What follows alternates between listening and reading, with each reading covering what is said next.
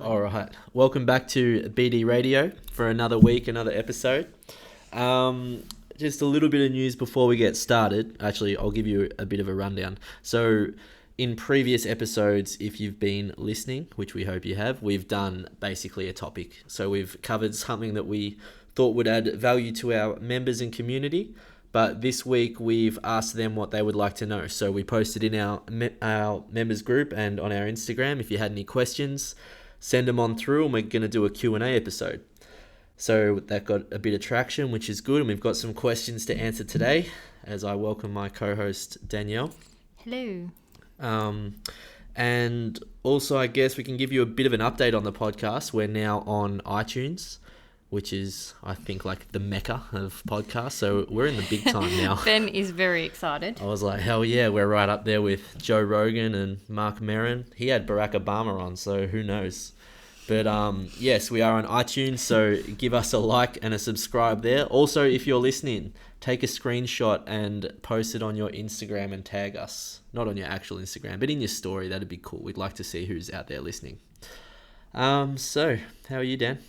I'm good. How are you? Yeah, good. We really don't have much to talk about between the two of us just because we live with each other and I basically live in a back pocket all day. But we don't really have much news. It's we're still in ISO, obviously. We're looking forward to getting out of ISO, mainly. It's been, I guess, the longer it goes on, it's almost like a bit like the more depressing it is, really. Like it's past that initial 2 weeks of like, like new, fresh. Now it's like, oh, we're looking forward to getting back to what we do, because I think we took for granted like how much we enjoyed seeing everyone and interacting on a day-to-day basis. Absolutely. We've had a couple of calls with people it's and it's made me so happy, the video calls. Oh, and just seeing people on the road. It's Like, we ran into Celia and Ali the other day and they pulled over and it was like the highlight of our day, having a chat to somebody. Yeah, it was good. So, if anyone wants to jump on a coaching call, please, we love it. It's good to see people. So let's get into our questions, because no doubt we'll go down rabbit holes with all of them, and well, it could be a long one. So the first question, I have a Netflix question. Terrific. They're my favorite kind of questions. When will season 4 of Ozarks come out? Because I can't cope now. Neither can I. What a phenomenal TV series. Oh, so good. Fantastic. Hopefully it comes out sooner rather than later, even though when we were last watching Ozarks, you were pregnant. So what was that, like 18 months ago? Yeah. And they won't be filming at the moment. Well, we're not holding our breath. So hopefully not too long, but it is what it is. But Michael Jordan documentary, that is awesome. If you haven't watched it yet, fantastic. All right. I would love to know if lighter weight and more reps is better than heavier weights and less reps, or does it depend on your end goal? Dan, do you want to take this one? No, you start, I'll finish. As in, you want to hear my opinion first and then you finish? Okay. Yeah. All right, I'll start. So, yes, it does depend on your end goal. So, obviously, the more specific your goal is, the more specific your training needs to be. So, let's just take it as you just want to be fit, healthy, and happy with how you look and feel. No, it really doesn't matter. There are plenty of ways to skin a cat, and there's plenty of study saying that both will largely lead you to the same result. Yeah. So it depends on what you prefer. And honestly, myself, I go through stages. Like sometimes I'm really enjoying the higher rep stuff. Like I guess more of that old school bodybuilding type of style. And then other days I just enjoy loading up weights and going as heavy as I can. So I think in an ideal world, you would be nice and concrete on what you'd like to achieve out of your training, and then you can choose the vehicle that will get you there the best. Yeah, absolutely. It all comes down to that angle. Obviously, if you're training to increase your strength, you're going to be doing more strength sets, so lower rep stuff compared to the higher, lighter stuff. Mm-hmm. But in saying that, even the people that are training that way need a break from that training. Yeah, absolutely. And end up doing some lighter stuff for more reps. But all the people we've trained here, we have never had someone with a goal that specific that we would look at the rep range type stuff. No. The way we program here, we program a lot of strength sets here because that's mainly what people come to us for. Yeah, I think just on that, so the backgrounds of clients who come to us, they're typically more skewed to that high rep, lighter weights. I think it's a bit of a misconception, but it's viewed as a more safe way to train. I think just because of the lesser amount of loads that people lift, but I don't know if that's necessarily the case, because a lot of high repetition in a poor position will also get you injured, just the same as it will heavy weights, in a bad position. So there's a couple of misconceptions with those. But yeah, again, take home message, do what you prefer, and occasionally shake it up. I think you'd be the best with that. Agree. Next question is also food for fuel. What do carbohydrates do compared to protein, for example, in the body? How does it affect energy level and training effectiveness? Do you want to start with this one, Dan? Sure, we do love food. Carbohydrates. Everyone, it's probably the most talked about macro, would you say? Yeah, and I think why that is the case is because we know that proteins and fats are essential, and carbohydrates are not an essential macronutrient. So that's where most of the debate rages, is if we need them or if we don't need them. We are firmly of the view that it's easier to have them just because it makes you so much more flexible in regards to social situations, and just your general food choices are a lot greater. But let's just break down, I guess, what they do. In the question is in relation to protein, and then we can get into, I guess, how we use them.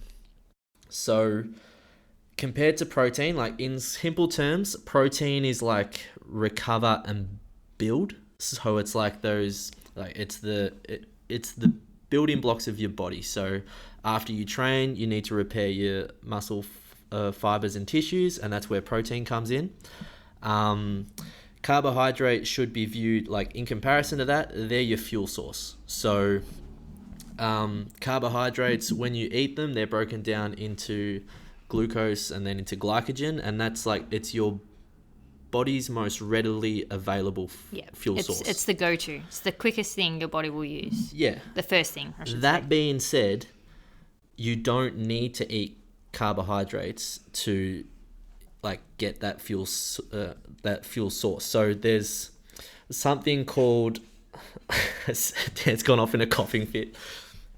It's called gluconeogenesis, and that's where your body will break down other materials into glucose. So, like, if, I guess this is maybe getting a little bit technical, but this is where people who think they're in ketosis may not be, because they're having too much protein and they're still using glycogen and glucose as their preferred fuel. So, like, without going too much into, I guess, that science rabbit hole, how does it increase energy level and training effectiveness? Again, it depends on you, how you feel, and what you're trying to achieve. So there's no real blanket statement for everyone, apart from really broadly that if you are lifting weights and doing intense exercise, they help. Absolutely. And you want, well, we always encourage to have your carbohydrates around those training times as well. We're just actually talking to someone about that. Yeah. But also to be aware, like with us saying no blanket rules, if like females, for example, need more generally carbohydrates than men. Yeah.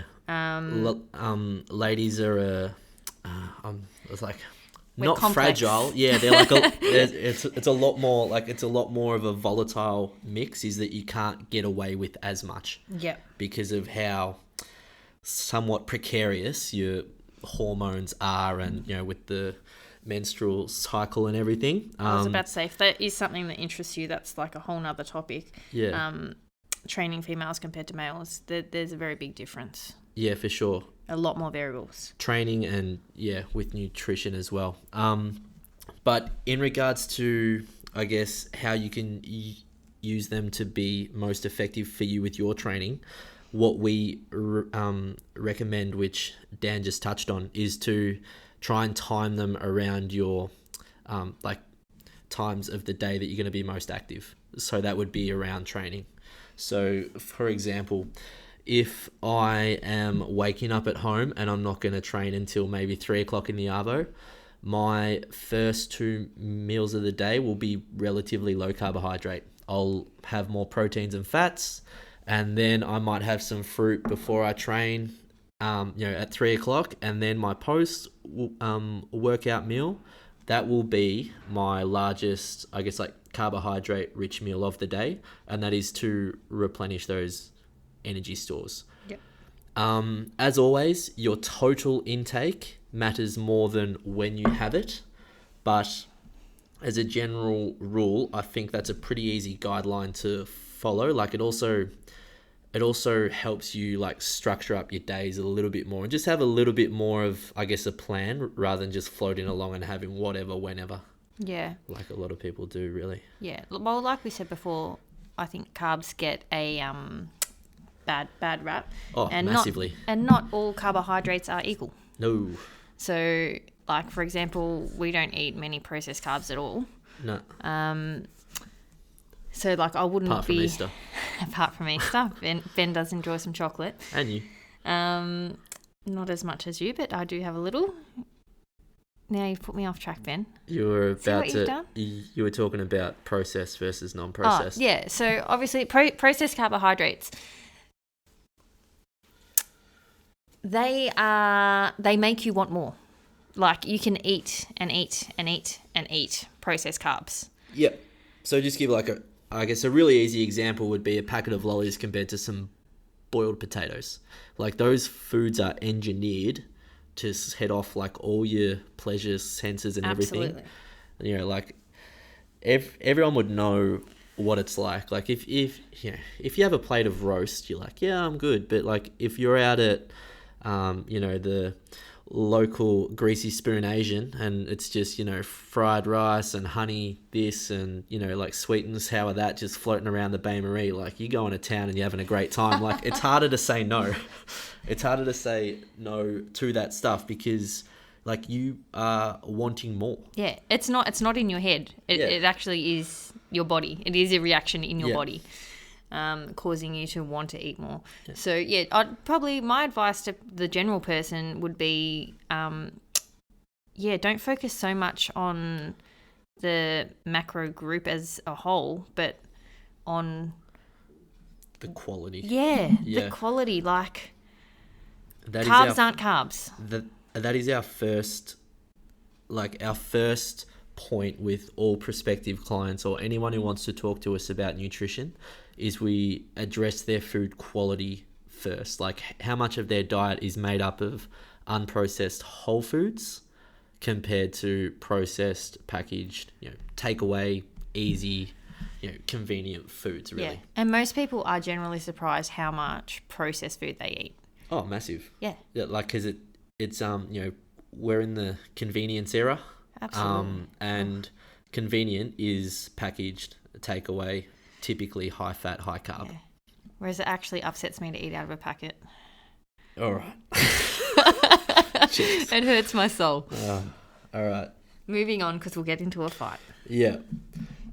Training effectiveness. I mean, because carbohydrates are your body's most efficient and like readily available source of energy. Yeah. Like when you do things quickly, so if you like a 6-minute AMRAP, right, is nice and short and sharp, then you will tap into that fuel and you will have a lot more get up and go about you.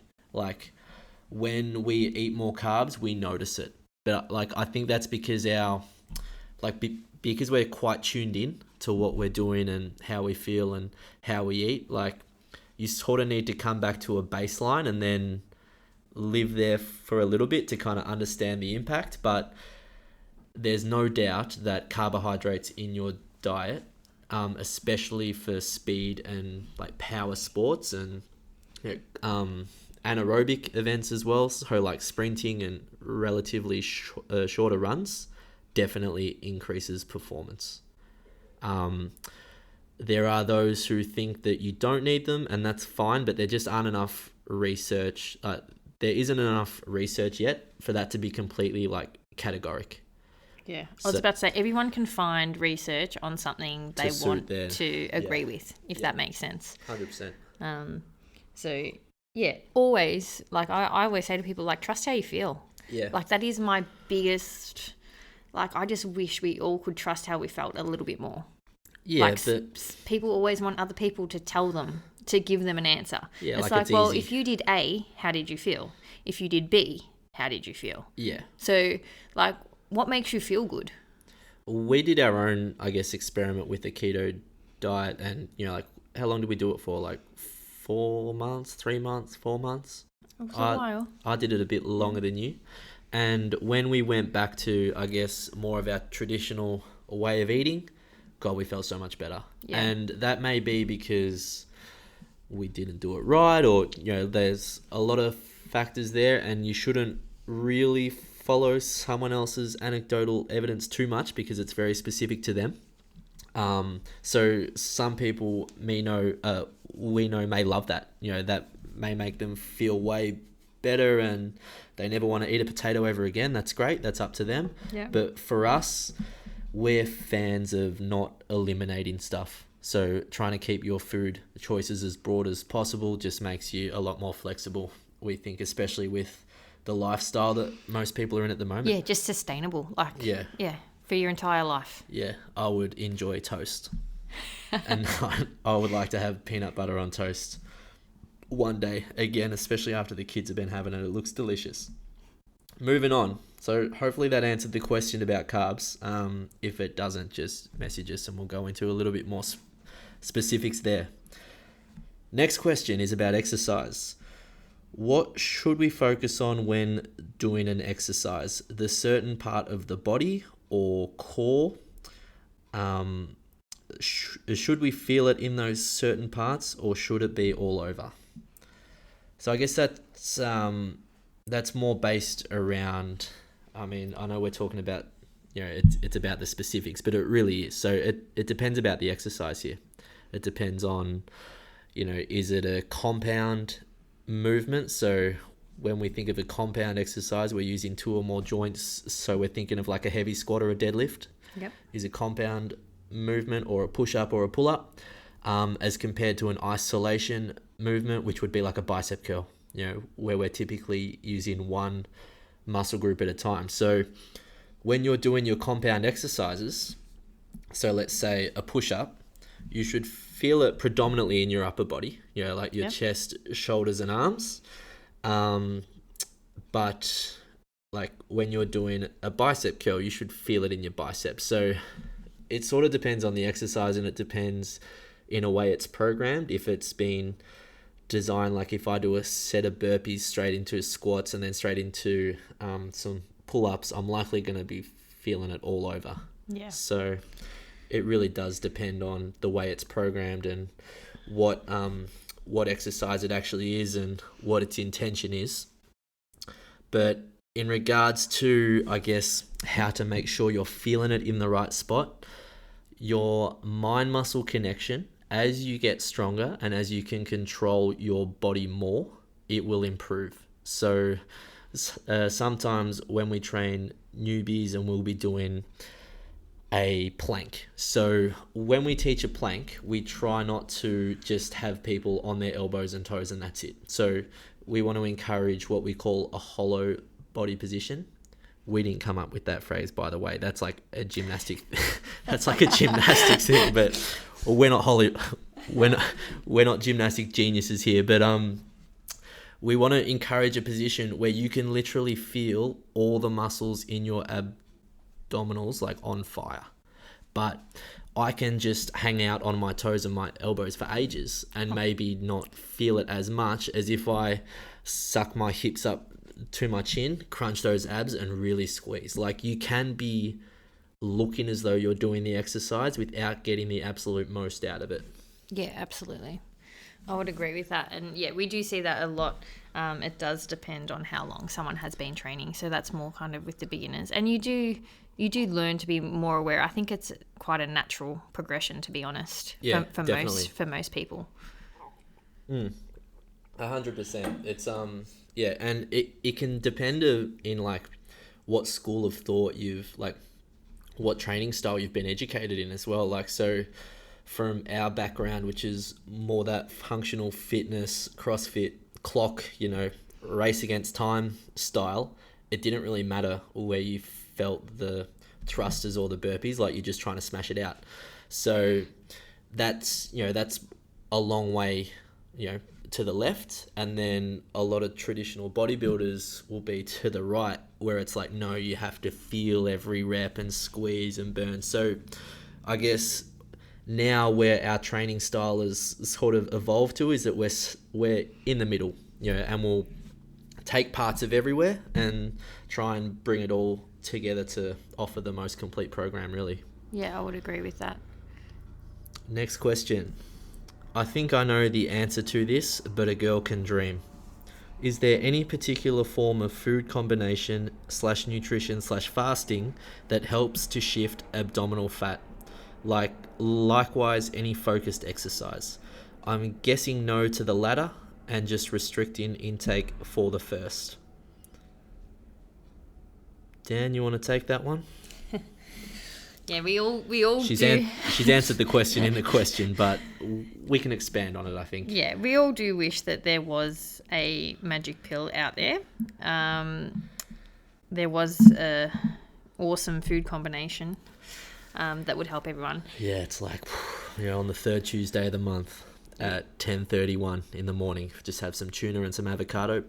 Abs. We wish that was the case. Yeah. There are some, I think, general guidelines that are quite good, but even that, like, we are so different. Like, everybody's body responds differently to different things, and I think that's really important to remember. And just like, it's lost. Yeah. It's lost in, because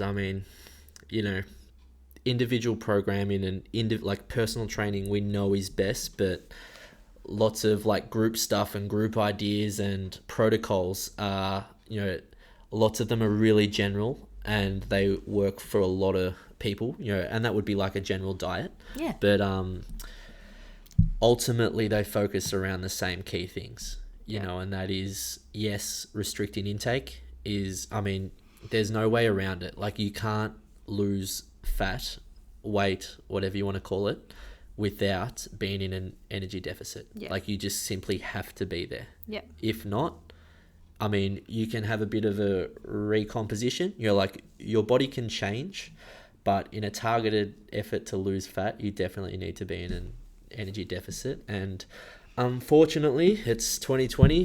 Who knows where technology may take us, but there's no way around it. Yeah. And how people do that. Like, that can be done in a variety of ways, healthy and unhealthy. Yeah. Like, I think we touched on it in another episode, but you could do that by having shakes, and you'd automatically be in that deficit. That's fine. You replace 2 meals with 2 shakes. Fasting as well. Yep. You cut out a meal. You cut out a part of your daily, absolutely. Food. There's your deficit. Yep. You'll lose weight. However, what we do try and encourage is sustainable. So you don't want to do something that when you stop it, you'll just slowly gain the weight back on. Yeah. You want to make small changes that sees progress. Part of making things sustainable is having the education to know why they work, so that you can, so let's say I lose 8 kilos in 8 weeks, and then, like, I know that at the moment, like, I'm eating less because I'm trying to lose this weight, that I need to, like, slowly build it up to where I was. Otherwise, I'm just going to gain all my weight back. So, yeah, and it's a little bit of a gripe with some of the chain gyms, and they'll have a 12-week program or this week that, and then at the end of the 8 weeks they'll just be like, all right guys, off you go. And then in 3 months time, when they run another one, everyone's back to square one and they enter the program again because it worked last time. Yeah. So we really want our clients, like when they lose weight and they attempt to lose weight, it's a focused effort. Yes. And then they never have to do it again. Yeah. So we really try and arm them with the tools that they know that, okay, so to achieve this weight loss, I'm adjusting this, this, and this. And I know that is going to work because I'm doing more activity and I'm eating a little bit less food. So that then when I stop, okay, I'm going to slowly introduce this and reduce that. And then they're able to maintain the result. Yeah.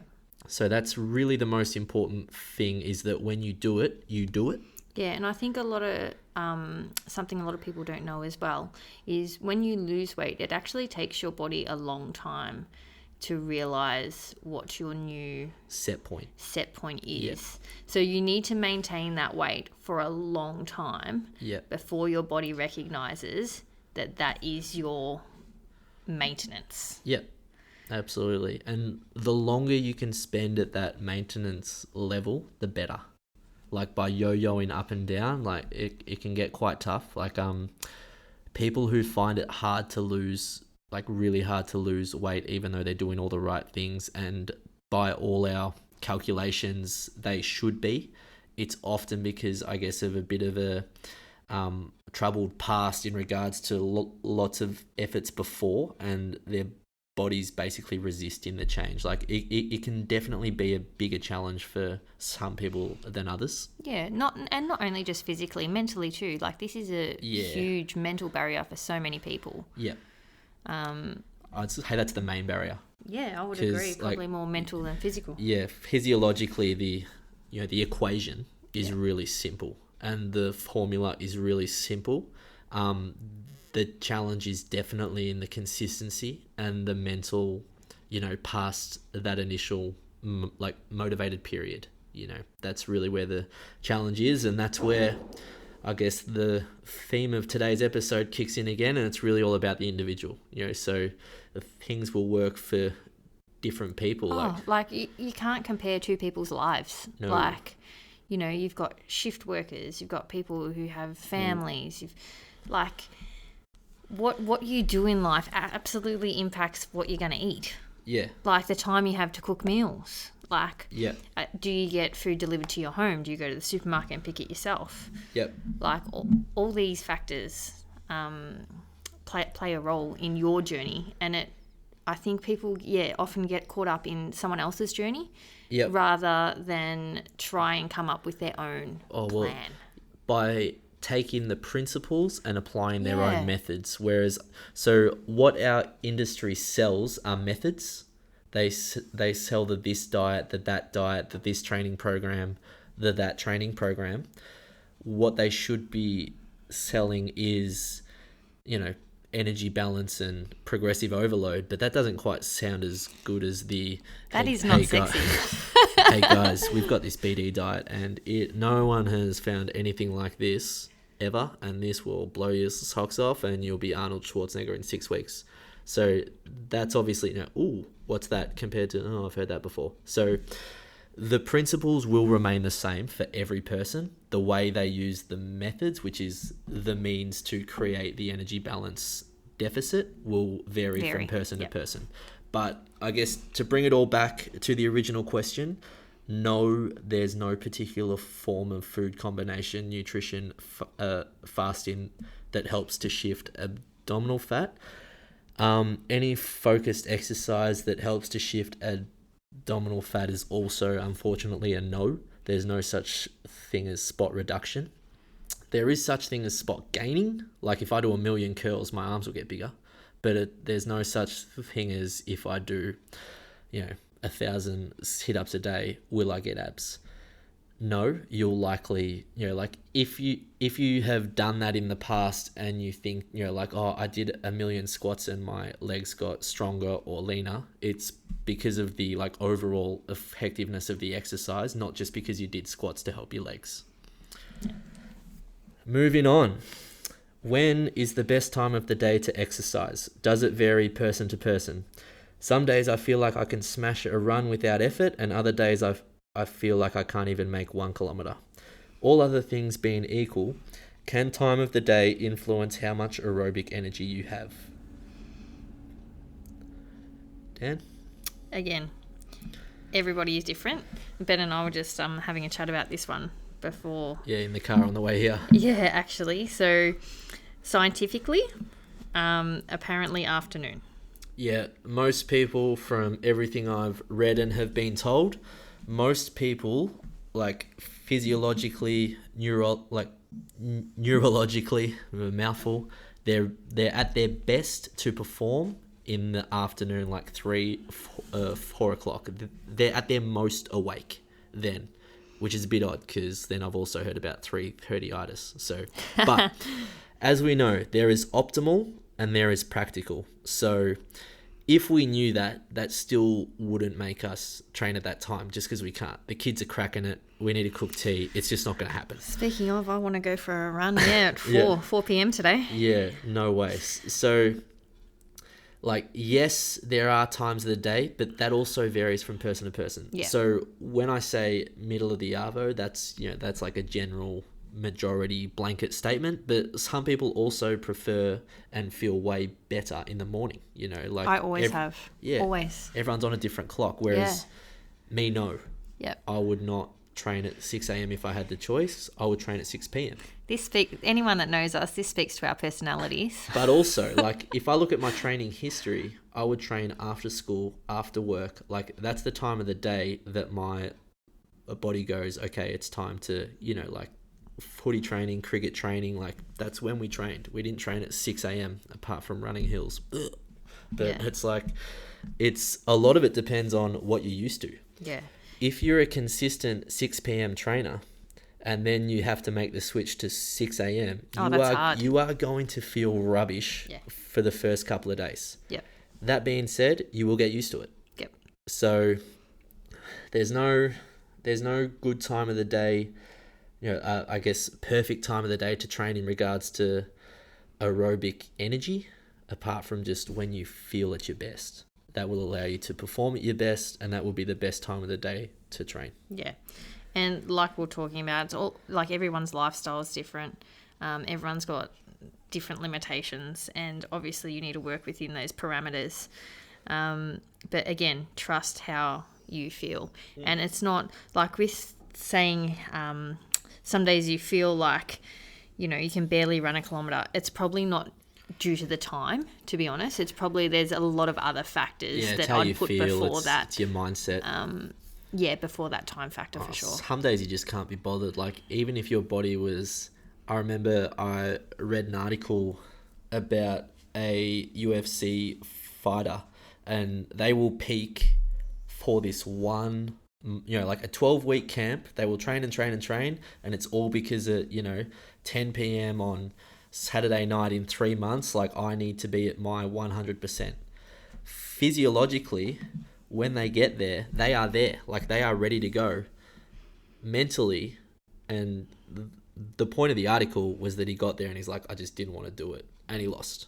Like, he could be physiologically primed to go at that moment, but if you're not mentally with it there in the game, it may as well, like, you may as well have been on the couch for 3 months, because it's not actually going to matter. So that's an extreme example. Like, a run is obviously not like a fight, but some days I'm way more like, let's go, and I'm up and about. I'm like, PB City, baby, like, woohoo, like moving. And then other days I'm like, God, like, this sucks. So and those days are the days you should be most proud of. The days when you're not feeling it and you can go out and get your run done, or, get your session done. That's when you know that your habits are going to hold you strong. Absolutely, because that's the time when you're like in that immediate aftermath, and we both agree that we feel this, especially with a run, is like that initial, like, sense of accomplishment because of the struggle to do it. Oh, so good. That's so good. That's the best. You're like, yeah, like, I am the man. Like, I ground my way through that. That was brutal, but I'm done. And it just, like, it puts just the icing on the cake of your day. You're like, yes, like, I did it. And everyone would know the feeling of having a session or a run hanging over their head all day, not doing it, like, and then just being like, God, I'm lazy. Like, I should have done it. Like, that regret. Like, rarely, but I can't remember a time where I've skipped a session and felt better for it. Like, even if it's not even as good, I'm like, God, I'm glad I did something. Like, I continued that habit of, even if it's a stretch, like, even if it's nothing, I'm just like, I continued that habit of doing movement every day. Movement, yeah. Yeah. So not every day has to be the same intensity or, like match day speed or anything. Exactly. Like, if you're feeling under the weather, don't go for a run or do a hard weight session. Yeah. It's just the streak. It's like, it's continuing that block, that link in the chain of like, yep, I do this every day. I look after my body and I either run, lift weights, stretch, whatever, but I do something like that every day. Yeah. Is more important often than what you're actually doing. Definitely. Yeah. And I mean, that's another podcast in and of itself in regards to mindset, but that's massive. At the end of the day, that's everything. Yeah, it is a very big part of it. The next question is my absolute favorite. From Instagram, what is our favorite food? Oh, we love food. I love food so much. We got time. Like, do you want like breakfast, lunch, and dinner and dessert foods? Well, they're forced to listen. They can stop. If you made it this far, you're probably interested in our food. Favorite breakfast food. Actually, before we continue, and all the parents out there will understand this, William is convinced he likes pancakes. Like, he thinks it's a treat. And this just reminds me. He doesn't like pancakes. Oh, he's so funny. Every time we have them and we go out to actually, this was so disappointing, but one year on my birthday, we went to Pancake Parlor, and I was like, hell yeah, this is going to be great. Pancakes and ice cream. Like, it was crap. It was so bad. But William was pumped. He was like, Pancake Parlor. Like, he was excited. Chocolate sauce, ice cream. And he came and said, he's like, he ate all the ice cream off the top of his pancakes and then did not have the pancakes at all. And then on the next Mother's Day, as a treat, he's like, let's have pancakes. Shit, like, nothing frustrates me more because he has one bite and goes, actually, shit, I don't even like this. Anyway, that's over, because that always just triggers me. I was about to say, it is a bit of a trigger.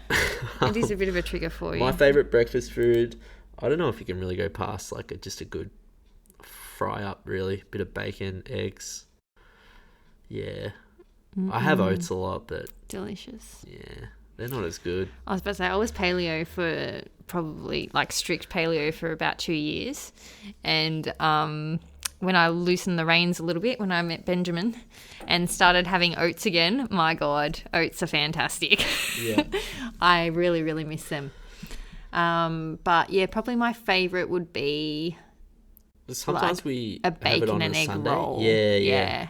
What do we have it in on a Sunday sometimes? What's the roll called? Ciabatta, yeah. Oh, yeah. Fantastic. Little fresh bread, egg, bacon, bit of sauce, coffee. That's the best. Quality bread for sure. Like, I don't understand how people eat supermarket bread. Like, but anything from a bakery, like, amazing. What about Helga's? It's healthy. Oh, stop it.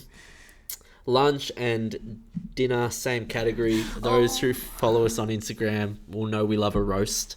We had a lamb roast the other night. Like, it knocked my socks off. And we had gravy. It was phenomenal.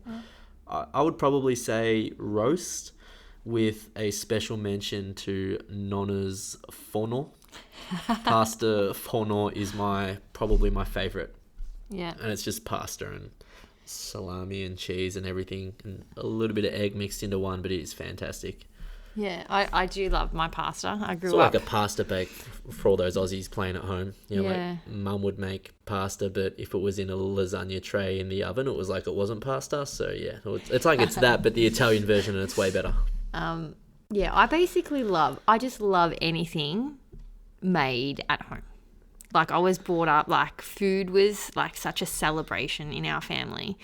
Like, I just remember going to my grandparents, to my nonna and nonnos, like, making gnocchi, like, all those types of meals. Yeah. I just have, like, the fondest memories. And... See, we were meat and 2 veg.